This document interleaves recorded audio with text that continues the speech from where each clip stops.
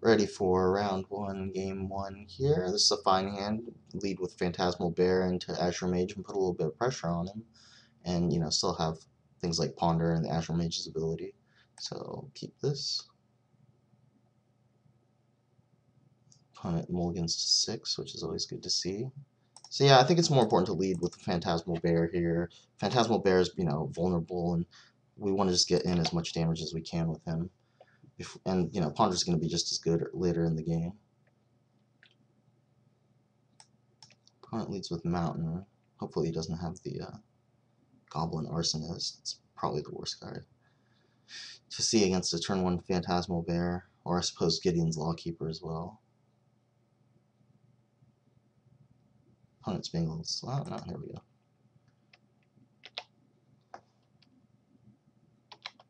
So here I think we'll just beat with the Bear and play the Azure Mage.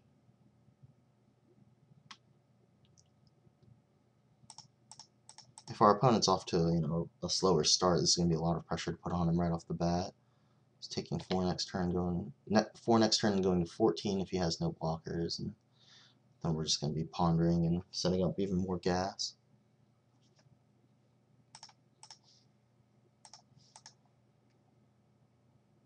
Looks like, yeah, alright, so he's got a shock for the Azure Mage.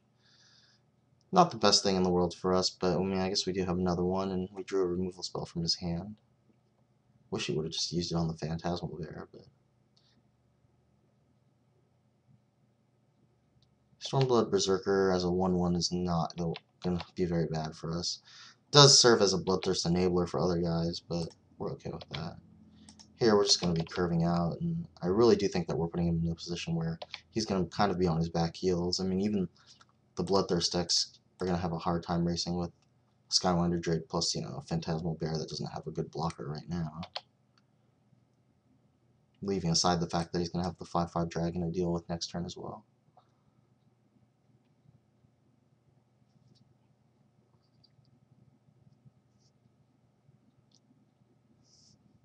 I guess the worst thing that he could have right now is, well, I mean, I suppose if he has Fireball, he can get both of our guys, but aside from that, if he bashes us with a Berserker and plays like a Blood Ogre, that shuts down our ground beats for a turn, but again, we're going to put him to 13 and then have a dragon that if he doesn't have a targeted ability for is just going to take over the game. Let's see what he does here.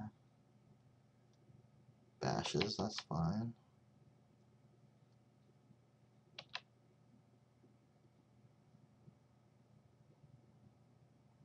And Sacred Wolf. Sacred Wolf I'm not too worried about. I'm definitely going to be happy to trade a bear for it. And I think I'm going to leave. Let's see, we're trading 5 for 4 if he doesn't block.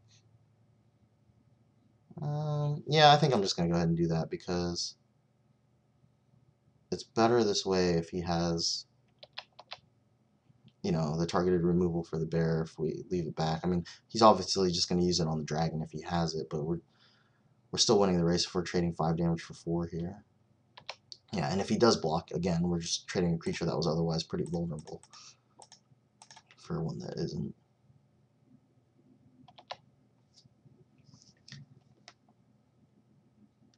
I like playing the dragon here because, again, even though it is kind of vulnerable, if he is going to play something to deal with it on his turn, it's probably going to take, a good amount of his mana and mean that he can't play something too devastating in addition to it, which means that, yeah, so something like Act of Treason is fine because at least it uses his whole turn and he's not actually going to be able to hit us with it. Next turn we can follow up, depending on what we draw, we'll still have Jace's Archivist and Ponder and be hitting him for 3 and only taking 1 off the Stormblood Berserker now. So I'm pretty happy with the situation we're in right now. He's also only got 2 cards in hand. Just F6 here.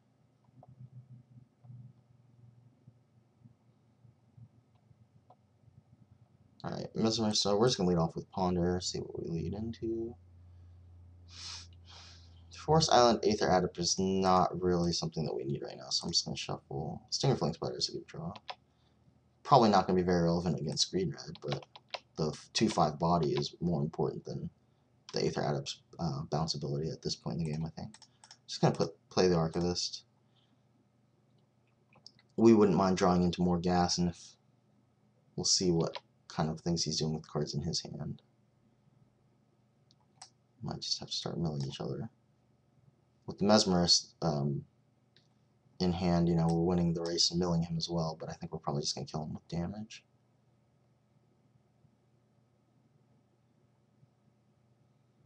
Except if he plays a giant spider.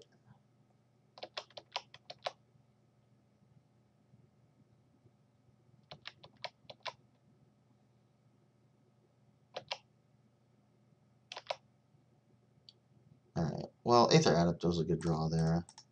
Can't play the Mesmerist as well, but we can get in for 5 damage here and just make him waste his whole turn playing the spider again next turn. Not gonna. I'd rather just attack for 2 with the Archivist and put him at 5, because then that way we may just be able to set up a turn where we can Alpha Strike rather than playing the milling game. Especially because if we use Archivist now, he's pitching his 1 and getting to draw 2. Don't know what my opponent could be waiting for. Doesn't seem like he would do anything worth responding with 1 red mana and with an Aether Adept on the stack. I mean, best thing he can have is Shock, but that doesn't really affect the Adept. Pause it. Alright, after some amount of confusion, it appears that my opponent is back. So, bounce the spider with the Aether Adept and swing for 5 here.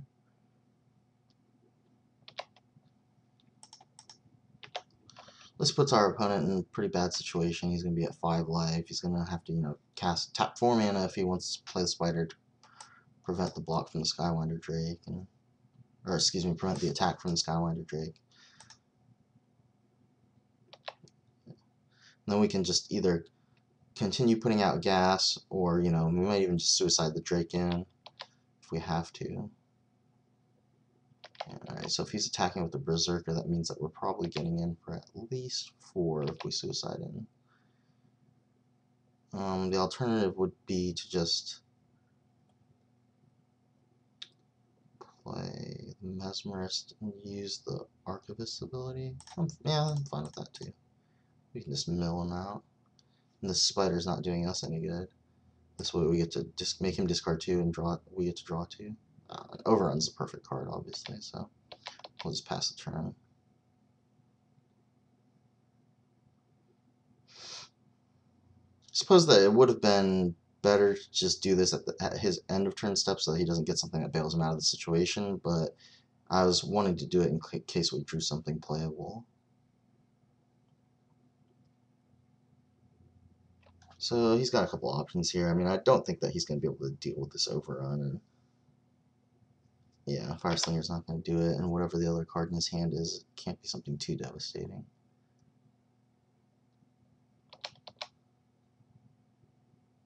Yeah, he's even getting in with the Berserker too, which seems like a bad attack unless he has a trick.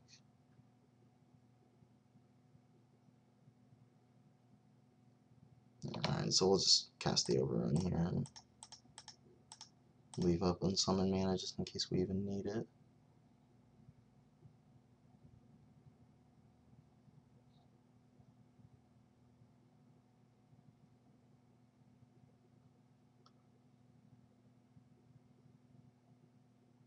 Alright, so does that change the math enough? Alright, that's fine.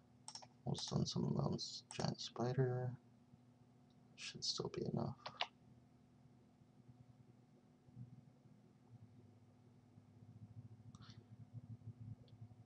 Alright, and that was the match for some reason.